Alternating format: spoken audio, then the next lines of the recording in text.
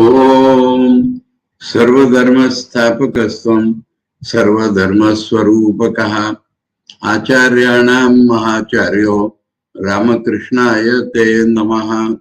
We are studying here the second part of Sri Ramakrishna, this great master, dealing with sadhak bhav, and we are in a way, most important chapter 15, which deals with master's sadhana of the Vedanta.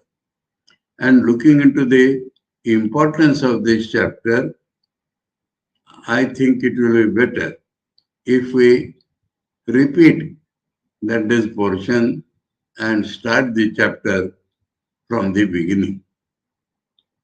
And we see that what he has told in the portion we read that day, that master's mind was analyzed first of all, and circumstances around master's practice of Vedanta sadhana. These are the things we read. Perfected in the discipline of the Madhur Bhava, the master now reached the zenith of the sadhana of all the devotional modes that we understood. But before recording the history of his extraordinary spiritual striving henceforth, it is good to study once his mental state at that time so that we can follow it as much as possible. The study of the master's state of mind during this time, his complete renunciation of lust and God, will find here what is defined as adhikar for Vedanta. 4 things. They have been summed up in 2 paragraphs, and before that and after that, some apparently additional things have been told, and in discussing these with good Vedantis, we find that they are also equally important and necessary for Vedanta sadhana as acknowledged by the scriptures or in practice. So the first is the complete renunciation of lust and God. When I was discussing it with one of my Vedanti friends, he said that is the place where sannyasa is taken to be absolutely necessary for studying Vedanta. So, the renunciation of lust and gold, that is what is sannyasa. If an aspirant wants to be successful in the discipline of any one of the devotional modes, he will, we have seen, have to do it by shunning sights, tastes, and other worldly objects of enjoyment. Worldly objects of enjoyment have been shunned for any bhav sadhana. The saying of the perfected devotee Tulsidas, namely, there is no selfish action where Rama is. Actually, what Tulsidas has said is, Jaha Rama taha kam nahi. Jaha kam nahi Ram. And kam is desire, or you may say selfish desire. So, selfish action, no. Karma is not work. Karma is desire. So, it tallies with this renunciation of lust and God, but in the translation, huh, in the original Bengali, Tulsi says direct Hindi quotation is given. जहाँ राम तहाँ काम नहीं, जहाँ काम नहीं राम, दो एक साथ मिलत नहीं, रवि रजनी इकट्ठा. The better reading would be जहाँ राम तहाँ काम नहीं, जहाँ काम तहाँ नहीं राम, तुलसी कबहू एक मिलत नहीं, रवि रजनी इकट्ठा. So just as sun sets, then moon rises. So day and night are not together. Similarly, that Ram, God, and desire, lust and God, cannot stay together. So please, now it is all right that out of desire comes selfish action. But the translation could have better been as per the heading in Bengali and English. Where is my pen?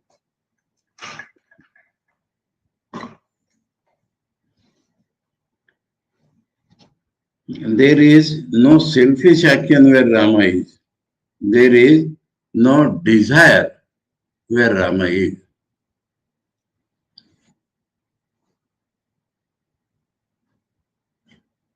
Is really true.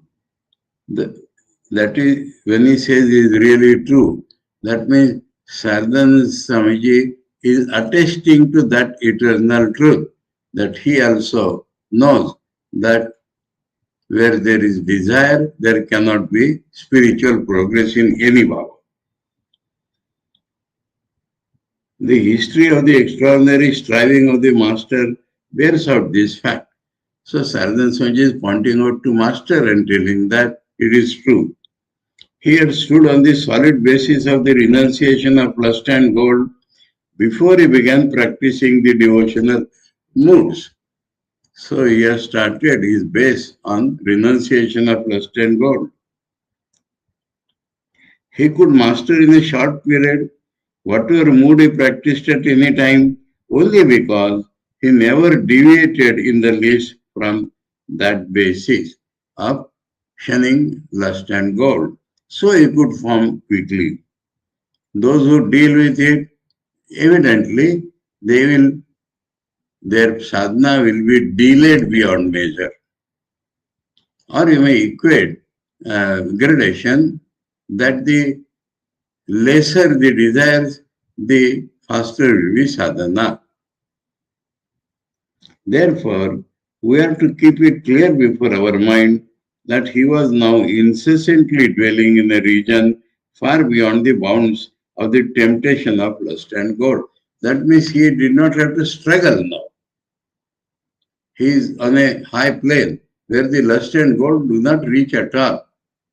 So, for us, we have to start from where we are and we have to shun lust and gold and then proceed towards God. One point. Second point, the discrimination between the real and the unreal, the dispassion for the results of action in this world and the next. So as per the Vedanta, Vivek and Vairagya, they are clubbed together. As he was incessantly making efforts for God realization for a period of 9 years, by renouncing the desire for the enjoyment of worldly objects, his mind now reached through continual contemplation such a state that the memory of anything except God appeared to it to be poison.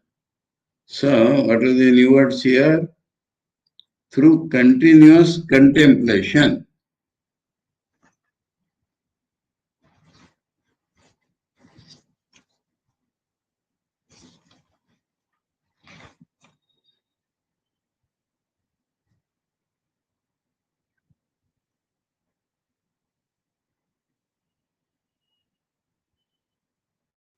The original Bengali word is Abhyasa Yoge. Abhyasa Yoge. That is through practice of spirituality. He was, for 9 years, he had renounced the desire for lust and gold. So now, through his spiritual practice, he had reached a state.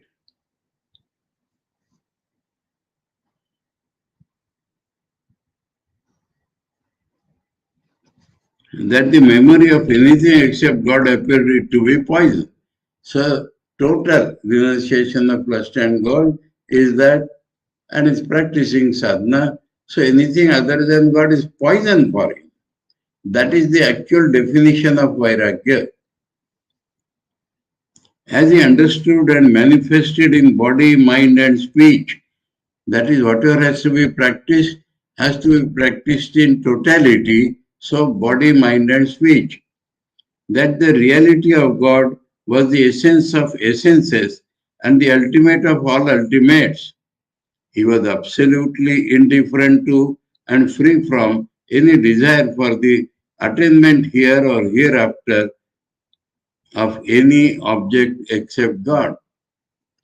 So, Vivek and Vairagya, that he was absolutely indifferent. Mm,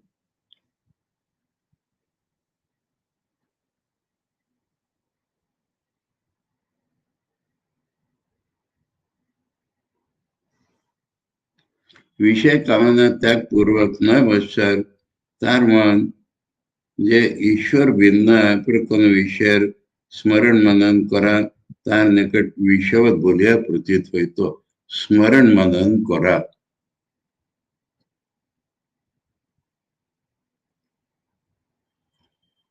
Memory, that the memory of anything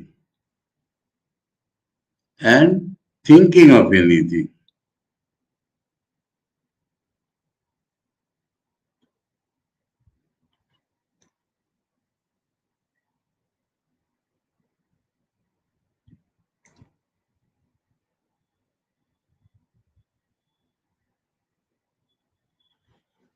उदासीन अस्पृह शून्य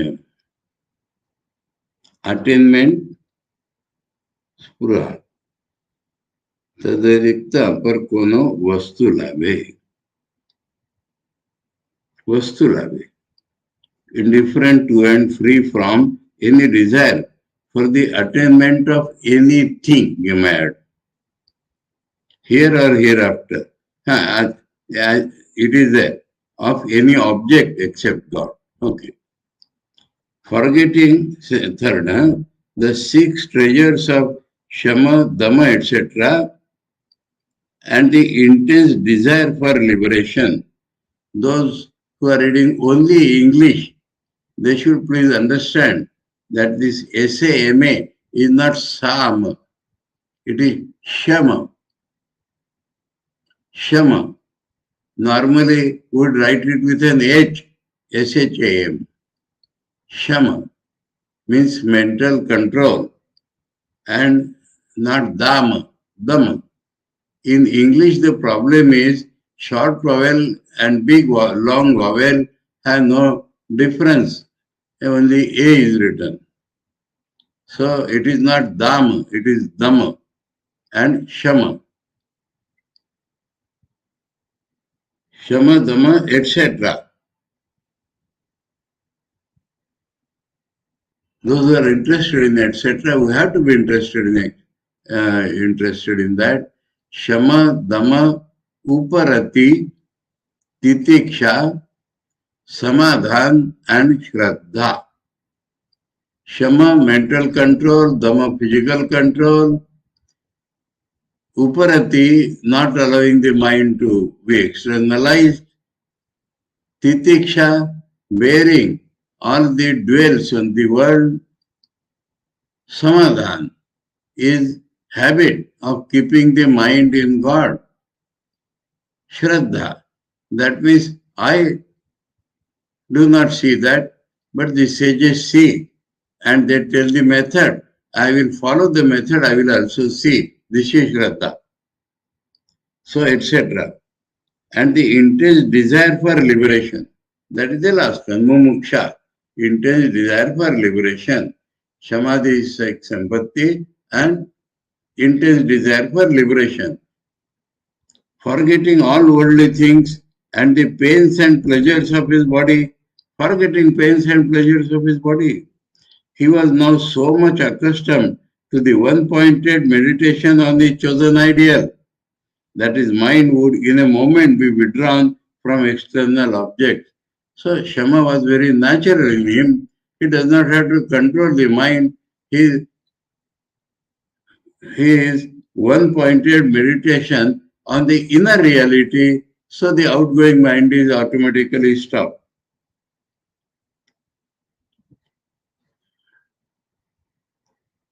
Withdrawn from the external objects, get concentrated on it and enjoy the divine bliss.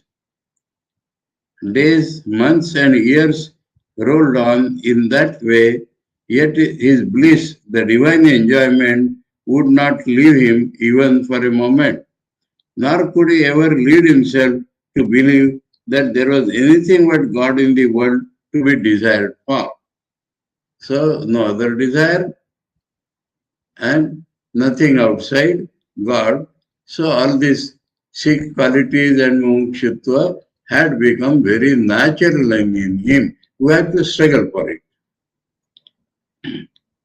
And the dependence on God and the fearlessness arising from his vision of the Divine Mother. Fearlessness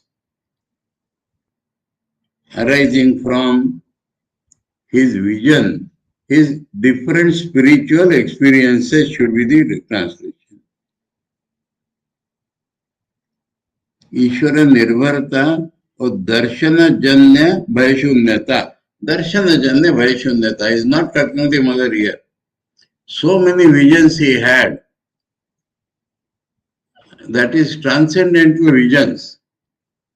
So having lived in a higher sphere, he was never afraid of going up, giving up the world, giving up his worldly vision, giving up his worldly experiences. That is the meaning of Nirbhaya. Nirbhaya is giving up attachment to this life. And that was there in him because he had already practiced living much above this world. So two things, dependence on God, and that means I is reduced by dependence on God. And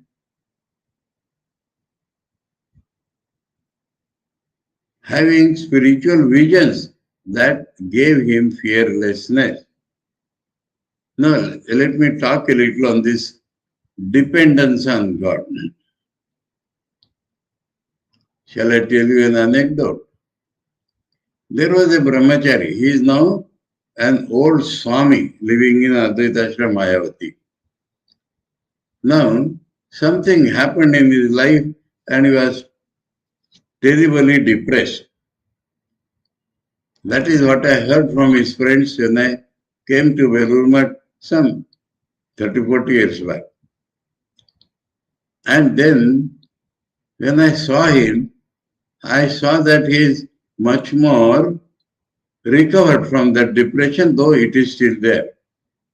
So I asked him how this much depression has gone. He said, now I'll take names. He said that when he was coming within Velurmat, walking in one direction, revered Swami Bhajananandji was walking in the opposite direction. And as they crossed, the elderly Swami told him, I tell his name also now, Alexander, you study for seekers of God. Swami Shivananda or Mahapurush Maharaj's conversations and reminiscences called for seekers of God. And he said that the moment I took the book in my hand, looked at the photo of Mahapuruji, read it, my depression had gone, much of it. Then I said, why not take that itself as the solution for the removal of remaining depression? He said, but Swamiji has said, Swami Vivekananda has said, we should not depend upon anybody. I said, we should not depend upon Tom, Dick and Harry. The Brahmavid is Brahman. So dependence on God is the only way of becoming independent in this world. Even the great Shankaracharya says, Satsangatve Nisangatvam, Nisangatve Nirmohatvam, Nirmohatve Jivan Mukti. That the holy company will remove all your attachment.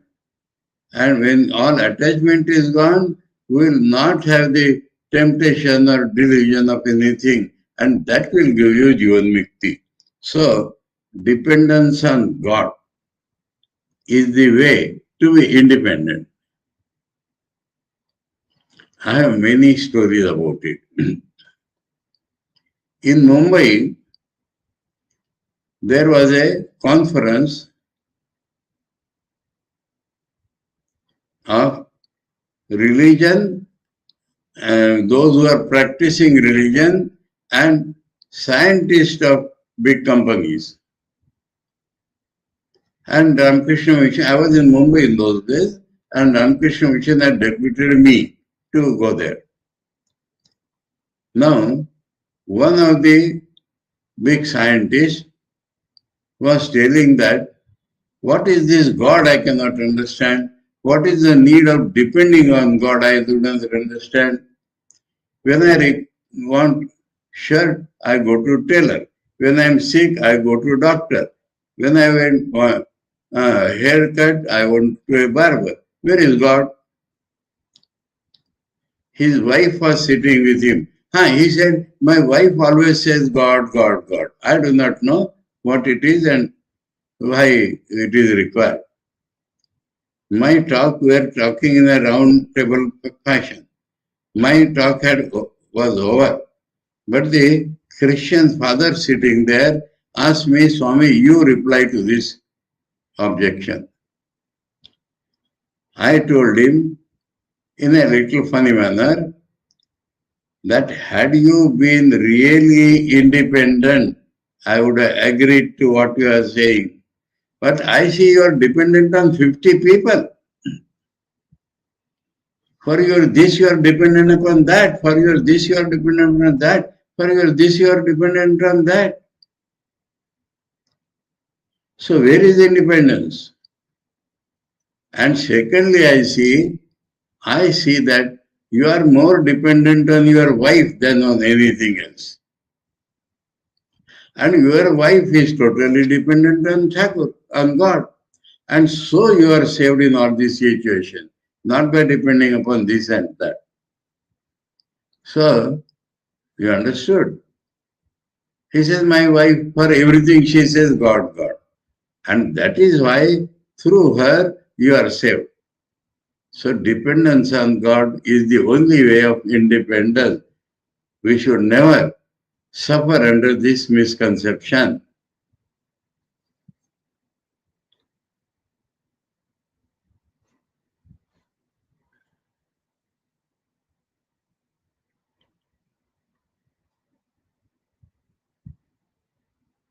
Where?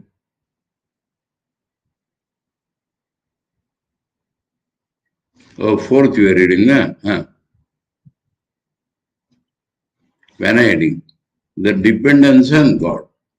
So that is Ishvara Nirbharata is a basic concept in Vedanta, and that is why, though technically not included in the sadhana chatushtaya, it is a part of mental requirement before we enter the sadhana of Vedanta.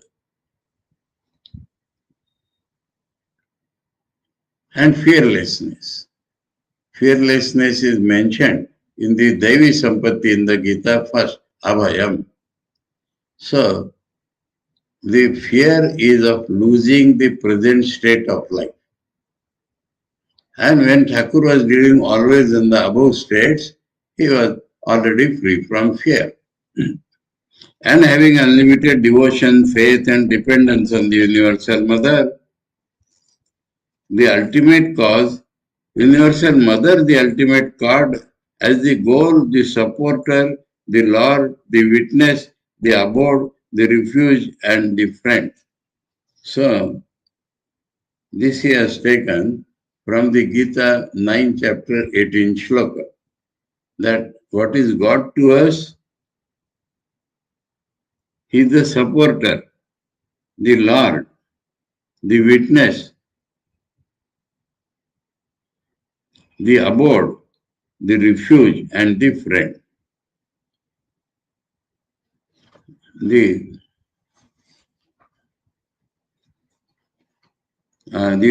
original words may be more impressive.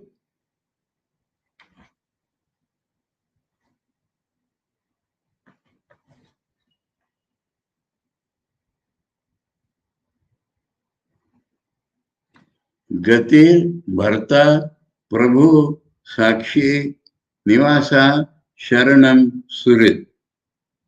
Gatir Bharta Prabhu Sakshi Nivasa Sharanam Surit. Translation is already we have seen. The master had not only bound himself to her, her is the name of, in the Thakur's mind, of God, in the form of Kali the Mother. In eternal loving relations. So, Bhav Sadhana he has done, so he has bound himself to her in eternal loving relations, but also accustomed himself thoroughly to perform without fear all actions of his life, big and small, at the command and hint of the Divine Mother. If she says do, that means if God allows it, if it is in the God's plan for this world, that is the meaning, then he would go ahead. For he added various proofs of the fact that on account of absolute childlike dependence on the Divine Mother, the aspirant sees her always beside him, feels blessed in always hearing her sweet words, and protected by her strong arms, and is enabled to tread fearlessly the path of the world. So that is the dependence on God. He has loving relations with God. So it was easier for him to see her. She is always protecting me, and he is fearless on account of that. So these are the 4 plus 3. Renunciation of lust and God. Last, dependence on God, fearlessness. 3 additional. And two club together, Vivek Vairagya and Sadhana Chatushta and Mumukshita. Now,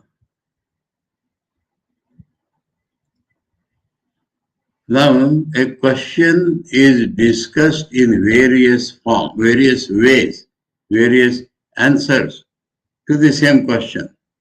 And the question is what the master said about his doing sadhana even after the realization of God.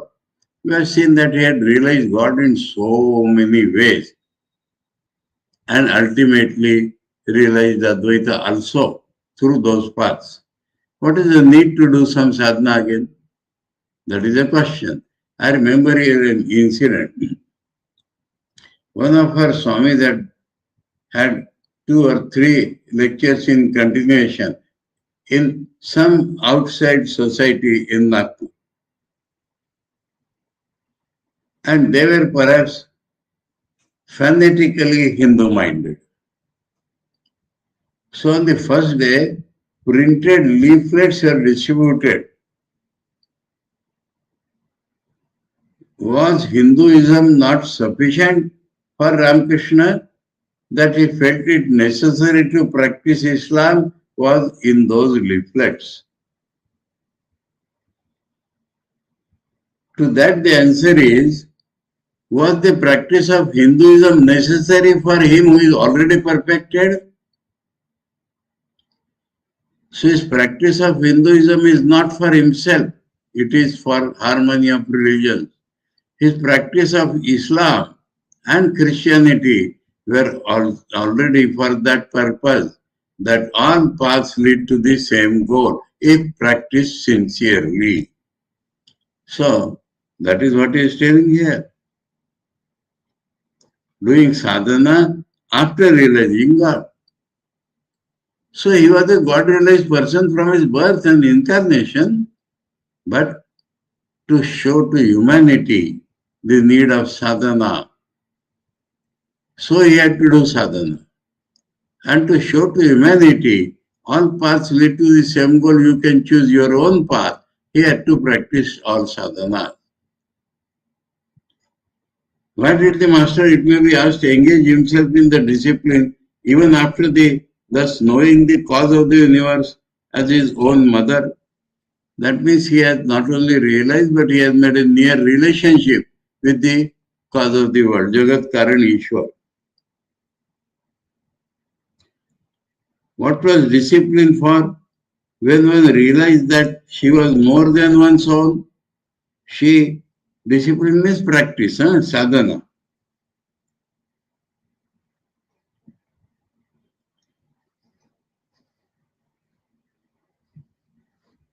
When one realized that she was more than one's own, she for whose realization all disciplines, meditation, austerity, etc., on the part of the aspirant were needed. So discipline, please take everywhere as sadhana. Although we discussed this question before, from one point of view, that means this bhav he has done, why not other bhav? That bhav he has done, why not this bhav? He wanted to realize God in all the ways in which God can be realized, not in a particular way of his mind. That is discuss the question before from one point of view. We shall now say a few words on it from another. Sitting at the holy feet of the Master and listening to the history of his striving, one day we had that doubt in our mind and we did not hesitate to express it to him. We shall now describe here what he told us in reply. Look here, said the Master, just as one who always lives on the sea coast, sometimes feels a desire to see what a variety and number of precious things be hidden at the bottom of the ocean, which is said to be the mine of all gems. So also, this is what I thought was the previous. This is the answer being given now.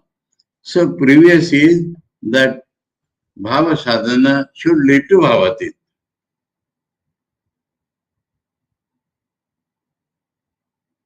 So, also, although I realized her and remained always beside her, I felt a desire to enjoy the mother who is of innumerable forms and is the embodiment of endless relations in as many forms and relations as she would be pleased to show me. That is the main point. And that is why he could guide others.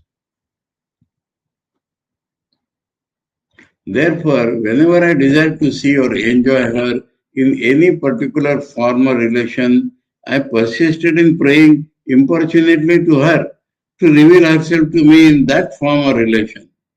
The compassionate mother on her part made me personally do whatever was necessary and supplied me everything required and revealed herself to me in that form and in that relation.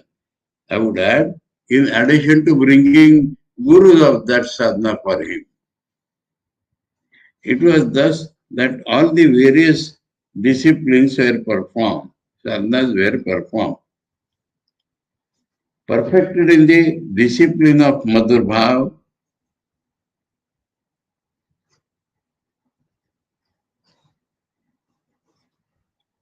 the master, as we have seen, reached the ultimate plane of the sadhana of the devotional modes. When he felt the urge to perform the discipline of the non-dual mode, which is beyond all modes and is well known in the Vedanta. We shall now begin to tell the reader how that urge came to the Master at the instance of the Divine Mother. Now, instance of Divine Mother has two significances. We have been telling that it is Thakur's own real nature that he is calling Divine Mother. Secondly, it is the divine purpose. It is the cosmic purpose, need of the age for which he is living. So that is the meaning of the Holy Mother telling, yes, you do. You do why it is, for it is required for the whole world. So you do. So that is the meaning of permission or direction of the Holy Mother.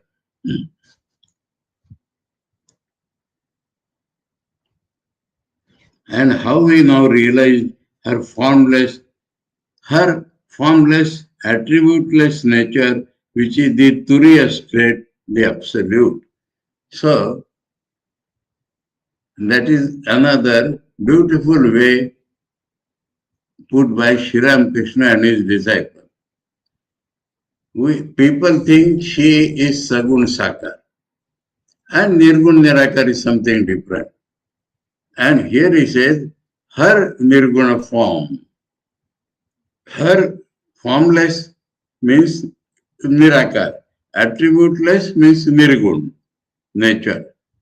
Swarupa, her Swarupa is Nirgun Nirakar, though she is Sagun Sakar also, which is the Turiya.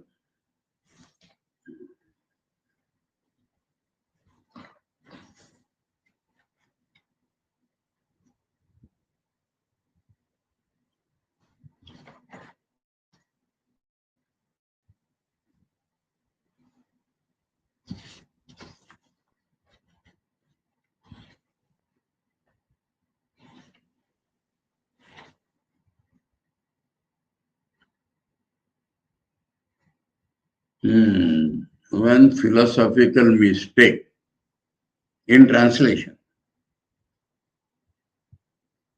Turiya is never a state. Turiya is never a state. If it would be a state, it would be changing just like Jagruti, Sapna and Sushupti. Turiya is the Swarupa, not state. In the original Bengali, Shri Shri Jaganmatar Nirgun Nirakar Nirvikalpa Turiya Ruper Sakshat Upalabdhi Koriya Chilen. Ruper, that is Swarupa, her nature, her form. Understood? Otherwise, it will be a mistake, philosophical mistake. Turiya is never a state.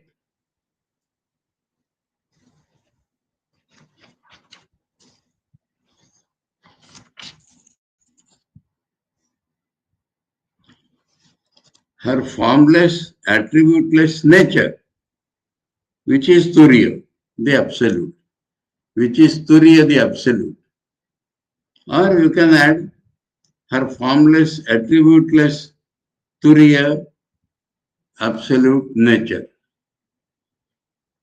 That is, according to Bengali, it would be better if you say formless, attributeless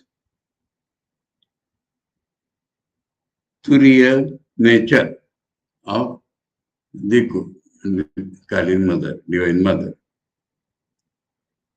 So, this is about this. That is the thing which he had already told. So, now that practice will have to be described, that sadhana. But before he takes it up, the circumstances around, who was present, who was not present, when Totapuri came, that he takes up now. The master's mother decided to live on the Ganga and came to Dakshineshwar. So his mother's condition is being described so that the mother was present in Dakshineshwar. when Thakur practiced Advaita sadhana, Vedanta sadhana. The master's aged mother was living at the Dakshineshwar Kali temple when he began practicing the non-dual mode. At the passing away of her eldest son Ramkumar, circumstances why she came there. At the passing away of her eldest son Ramkumar, the bereaved old lady consoled herself with difficulty, looking endearingly on her other two sons. But soon after, when it was rumored that her dearest and youngest son Gadadhar had turned mad, her sorrow and grief knew no bounds.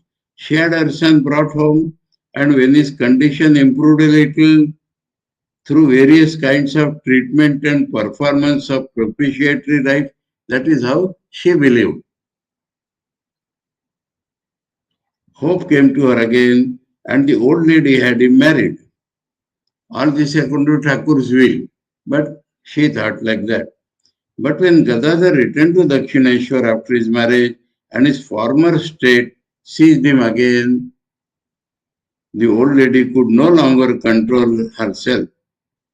Praying for the recovery of her son, she went first to the Shiva temple in her own village and afterwards to the old temple of Shiva in Mukundapur. Old temple or the Shiva is called Buddha Shiva, old Shiva. Mukundapur and undertook a fast unto death. When the great god Mahadev told her in a vision that her son was in divine inebriation, she was reassured a little. Nevertheless, the world lost all its attraction to her and she came to her son at Dakshineshwar shortly afterwards, determined to spend the rest of her life on the bank of the Ganga. Not only near Thakur, but bank of the Ganga. Because we have seen that when he went on a pilgrimage, his mother did not go, she remained in Dakshineshwar. And some versions say she also went, but that is not true. She remained near Ganga. Determined to spend the rest of her life on the bank of the Ganga. For what purpose would it serve her? She thought to, she thought to remain attached to the world in that old age when those for whom and with whom she was in the world were one by one leaving her, either dying or becoming only God oriented, and the world behind, leaving her and the world behind. We already told the reader of Mathur's gift of the mountain of food. Resolved to pass the rest of her life at Dakshineshwar and the Ganga, the master's mother, we infer, came to the Kali temple during that time. Some nimitta to come. That resolve of the old lady was fulfilled. And from that time, she never returned to Kamarpukur, but spent the remaining 12 years of life near the temple and passed away. So, passed away much later. But Saradananda Swami's style, when he tells something, he continues that full topic. So, up to passing away, he has said, therefore, there is no doubt that it was during his mother's stay at Dakshineshwar, the master was initiated into the mantra of Rama by Jatadhari in the one previous chapter, received the image of Ramlala from him, and practiced the moods of Vatsalya, Madhura, and the Vedanta, etc. All during this she was present, not mentioned during those sadhanas, but there is necessity of mentioning during Vedanta because Thakur wanted to get it done secretly, should not see. That is the background. Now, her speciality, she was not an ordinary lady. She is the mother of an incarnation. So the spiritual qualities must be in her. And so Saradananda Swamiji now describes the master's mother was untouched by avarice. We should like to tell the reader an event showing the complete lack of avarice on the part of the master's mother. That event took place shortly after she came to Dakshineshwar. Mathur, who I said above, was in full charge of the management of the Kali temple at that time. When he performed various acts of merit and was freely distributing a large quantity of food, as there was no limit to his love, regard, and reverence for the master. He was always endeavoring to make some arrangement for the efficient continuance of the service to the master even after his passing away. So Mathur felt that if he goes away, master will still live there, so some permanent arrangement has to be there. But he never ventured to speak it out on account of the glowing renunciation he saw in the master. One day, he was landed in a great difficulty. When to know the master's mind, he was consulting Hriday within the master's hearing, about transferring an estate to him. For as soon as a little of the talk reached his ears, the master ran like one mad to beat him, saying, "Are you rich? You want to make a worldly man of me?" So he was afraid of mentioning it to Thakur again. But this idea never left Mathur. It was always burning in his mind. However, he found no opportunity to fulfill that desire of his, thinking that such an opportunity was now afforded him on the arrival of the master's mother. Mathur began endearing himself to her by calling her Granny. So first, he should be dear to her, and then he would ask her to take something. He then started visiting her every day, spent some time in talking with her on various matters, and soon became her great favorite. Later one day, finding an opportune moment, he made an importunate request to her, thus, "Granny, you have never taken any service from me. If you really consider me to be your own, please ask for anything you want." The simple-hearted old lady was in a great fix, for even after a good deal of thinking, she could not make out what she needed. In this predicament, she had to say, "My child, God bless you.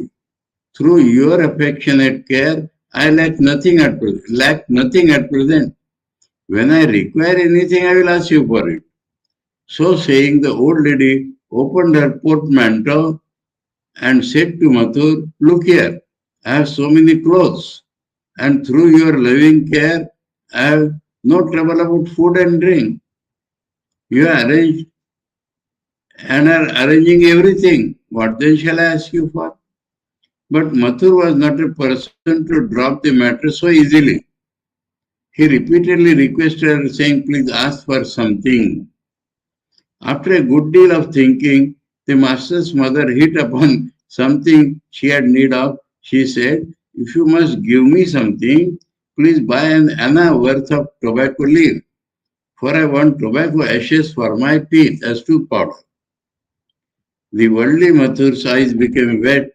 He saluted her and said, "Can any mother other than you give birth to such a self-denying son?" Saying so, he had the tobacco leaves purchased for her. So mother was present and she is free from avarice. Haladari gave up worship in the Kali temple, Akshay came.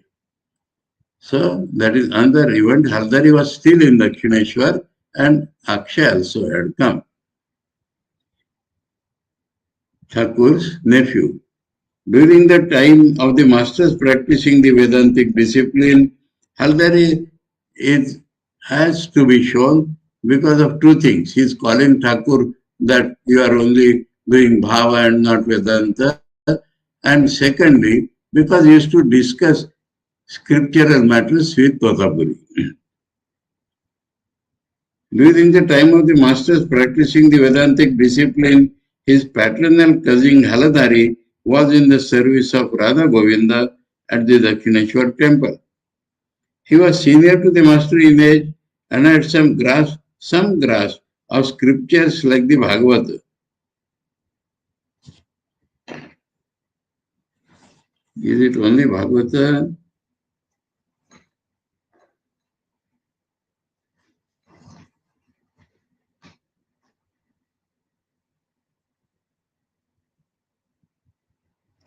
Scriptures like the Bhagavata does not give the idea correctly. Bhagavata Adi, some grasp of scriptures, the Bhagavata and others. Because he used to discuss Adhyatma Ramayana and other Vedantic things, so Bhagavata will not give that idea. Like Bhagavata, they will think of many Puranas. Some grasp of scriptures dash the Bhagavata and others.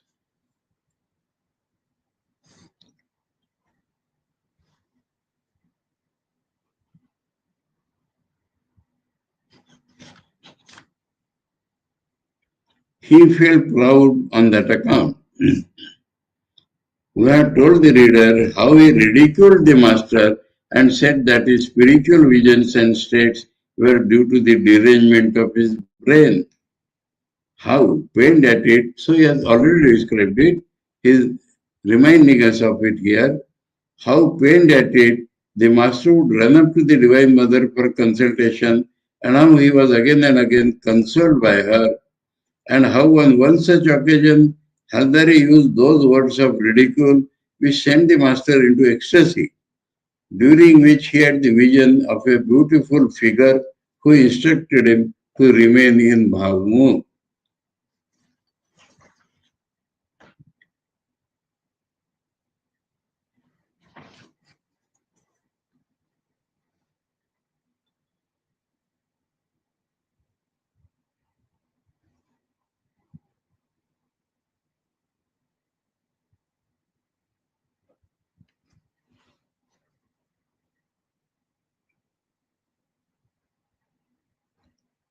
These events, we infer, came to pass shortly before he began practicing the Vedantic discipline. Seeing the master wear clothes, ornaments, etc., meant for ladies, and live in the mood of a woman at the time of practicing the Madhur Bhav, Haldari concluded that he was devoid of self-knowledge. When Totapuri, the itinerant Paramahansa, came to Dakshineshwar and lived there, Haladari, who had heard from the master himself, was living at the Kali temple and used to have discussion on the scriptures with him from time to time. One day, when Tota and Haladari were discussing the Adhyatma Ramayana, the master had the vision of Rama along with Sita and Lakshmana. In Adhyatma Ramayana, Lakshman is the disciple and Rama is the teacher. And Sita is there. Tota came to Dakshineshwar probably by the end of 1865. A few months after it, Haladari retired from service as the worshipper of the mother owing to ill health. He was worshipping Radhakanta and now mother.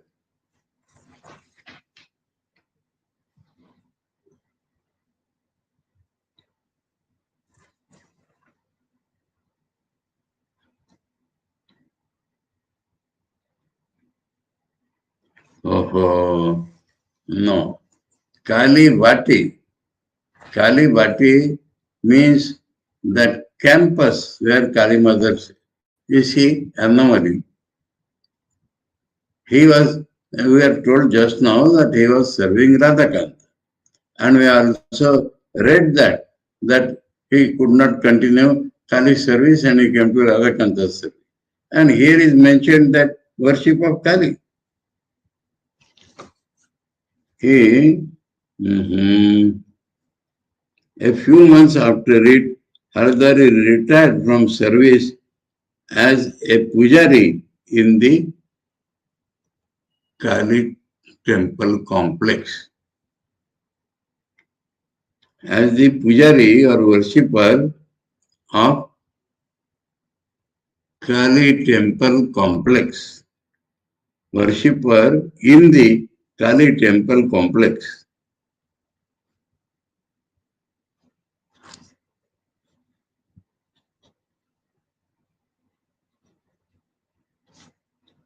Owing to ill health and other reasons. And Akshay, Ramkumar's son and the master's nephew, was appointed in his place. So Akshay was present, Haldari also was present, that is being told. So we have come back to where we had ended yesterday, and everything is clear perhaps. The reason that led the master to practice the non-dual mode after he had attained perfection in Bhav Samadhi. So, sequence of sadhana is being told now. Why other sadhana when he has realized has been discussed in 2-3 forms. Now the sequence of his sadhana. Why Advaita after Madhurabha? It is the nature of a devotee that he never tries to realize the states of liberation.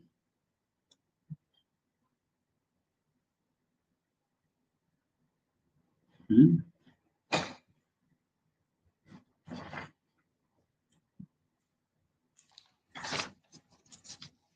Hmm.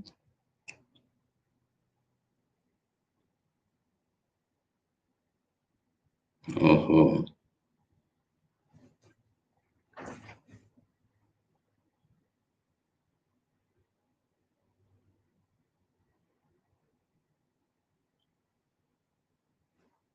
Now, the Vaishnavas conceive of 4 states, all of them they call Mukti. Salokya, living on the same plane with God. Samipya, living near God. Sarupya, having the same form as the God. And Sayujya. Sayujya is united with God. That is according to Vaishnava scriptures. So the devotee likes Salokya, Samipya, Sarupya, but not Sayujya. He does not want to lose his identity, common devotee, please. And Nirvana, the bodilessness, that is the Vedantic Mukti. He always tries to enjoy the glory of the various forms and noble qualities of God with the help of particular devotional moods. The saying of Ramprasad, the devotee of the Devi, I don't like to become sugar, but want to taste it, is well known as the natural outburst of the heartfelt emotion of the devotees. Therefore, the master's effort to attain the non-dual state of consciousness beyond all devotional moods may appear to be unnatural to many because of this misunderstanding. We have already seen that through every Bhav Thakur was reaching Advaita, and especially through Madhur Bhav. But we should remember before we think thus that the master was not now capable of taking the initiative in doing anything. He is mentioning now that mother wanted it. It will have two meanings. That is natural, secondly, needed for the world. The child of the Divine Mother that the Master was, he now depended entirely and placed full reliance upon her and felt highly delighted in being moved about and guided by her. Ego gone. Cosmic purpose to be served through that body mind.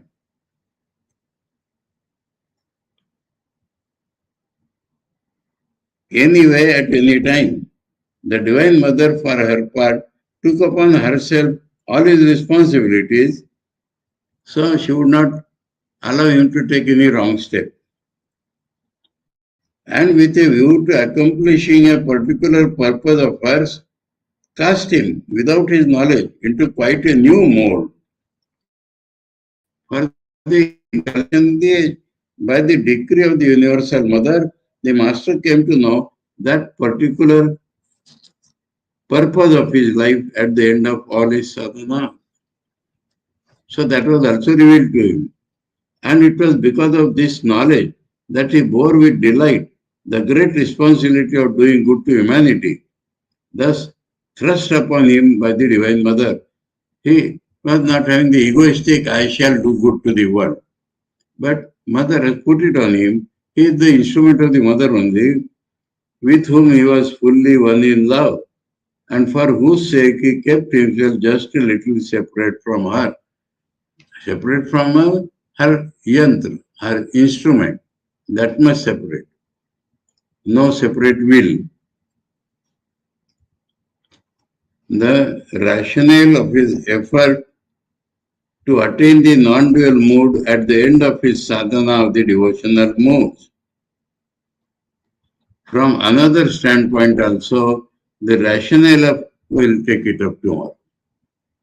Om Sarvadharma Sthapakasvam Sarvadharma Swarupakah Acharyanam Mahacharyo Ramakrishnaya Te Namaha Om Shanti Shanti Shanti Harihi Om Tat Sat Sri Ramakrishna Arpanamastu.